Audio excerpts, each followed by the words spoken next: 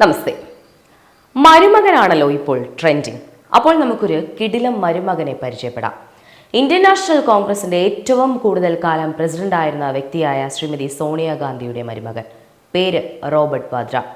1997 പ്രിയങ്ക ഗാന്ധിയുമായി വിവാഹം. അതിന് കുറച്ച് വർഷങ്ങൾക്ക് മുൻപ് പ്രിയങ്കയുടെ ചില സുഹൃത്തുക്കൾ നടത്തിയ ഒരു പാർട്ടിയിൽ വെച്ചുള്ള പരിചയം. ക്രിസ്ത്യനായിരുന്ന റോബർട്ട് വാദ്ര വിവാഹത്തോടെ ഹിന്ദുമതം സ്വീകരിച്ചു.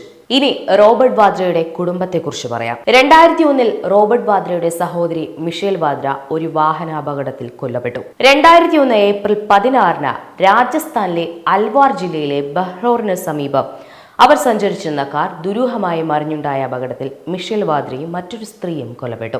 റോബർട്ട് വാദ്രയുടെ സഹോദരി മിഷേൽ അപകടത്തിൽ ദുരൂഹമായി മരിച്ച് 2 വർഷത്തിനു ശേഷം റോബർട്ട് വാദ്രയുടെ സഹോദരൻ റിച്ചാർഡ് വാദ്രയെ മൊറാദാബാദിലെ ഒരു ഹോട്ടൽ മുറിയിൽ 2003 സെപ്റ്റംബർ 20 മരിച്ച നിലയിൽ കണ്ടെത്തുന്നു.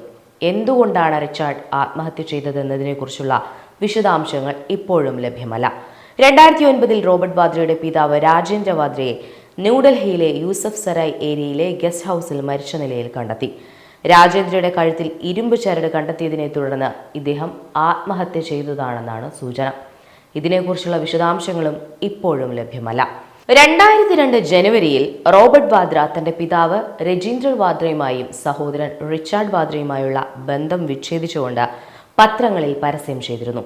അവർ പ്രിയങ്കയുമായുള്ള ബന്ധം ദുരുപയോഗം ചെയ്തുകൊണ്ട് തിരഞ്ഞെടുപ്പ് ടിക്കറ്റുകളും ഫ്ളാറ്റുകളും ജോലിയും എന്നിങ്ങനെ സ്കൂൾ അഡ്മിഷന് വരെ പണത്തിന് പകരമായി വാഗ്ദാനം ചെയ്തെന്ന് ആരോപിച്ചുകൊണ്ടായിരുന്നു ഇത്.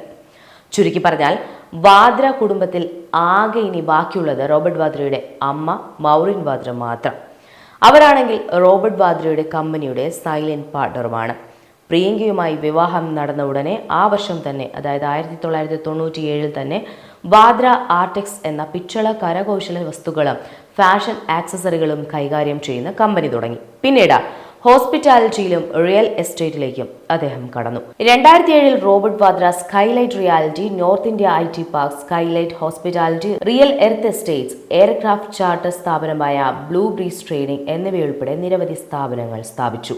2010 29 ഉയർന്ന മൂല്യമുള്ള വസ്തുക്കൾ സ്വന്തമാക്കുന്നതിൽ അദ്ദേഹത്തിന്റെ സ്ഥാപനങ്ങൾ വിജയിച്ചു.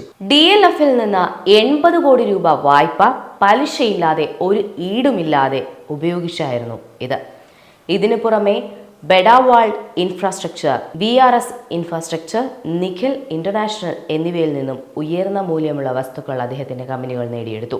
ന്യൂഡൽഹിയിലെ 114 സ്യൂട്ട് റൂമുകളുള്ള ഹിൽട്ടൺ ഗാർഡൻ ഹോട്ടലിന്റെ ഉടമസ്ഥതയുള്ള സാകേത് കോട്ട്യാർഡ് ഹോസ്പിറ്റാലിറ്റിയുടെ 50% ഓഹരികൾ 31.7 കോടി രൂപയ്ക്ക് വാങ്ങി.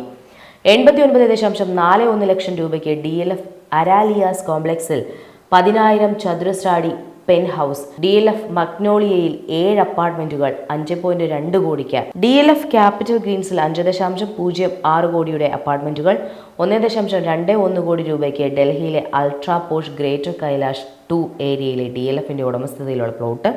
ഇതിനൊക്കെ പുറമെ ബിക്കാനീർ, മനേസർ, പൽവാൻ, ഹസൻപൂർ, മേവാത്ത് എന്നിവിടങ്ങളിൽ 100 കണക്കിന് ഏക്കർ കൃഷിഭൂമിയും വാദ്രയുടെ സ്ഥാപനങ്ങൾ വാങ്ങിക്കൂട്ടി.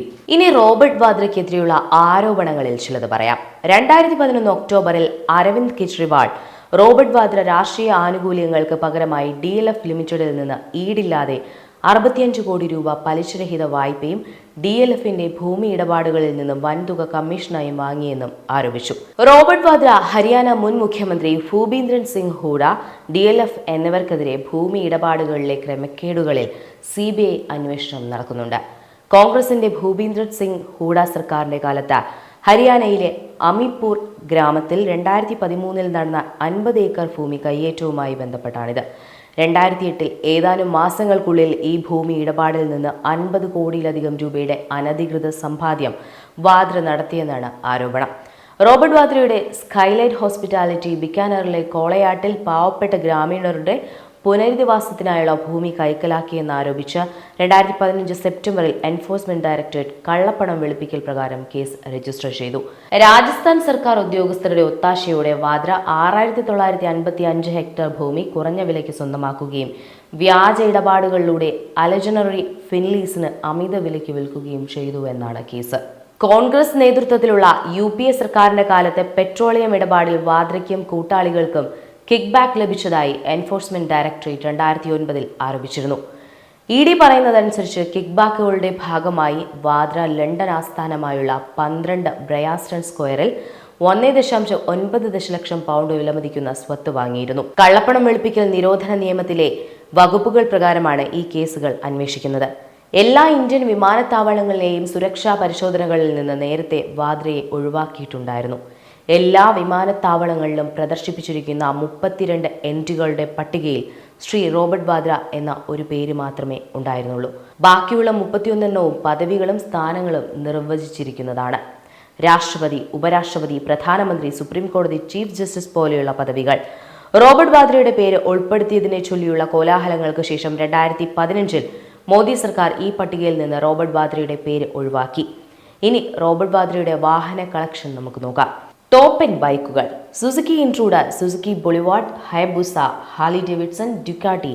ആഡംബര കാറുകൾ: black 500, Mercedes Benz, BMW 7 series, Jaguar, Porsche Panamera, Toyota Land Cruiser, Range rover.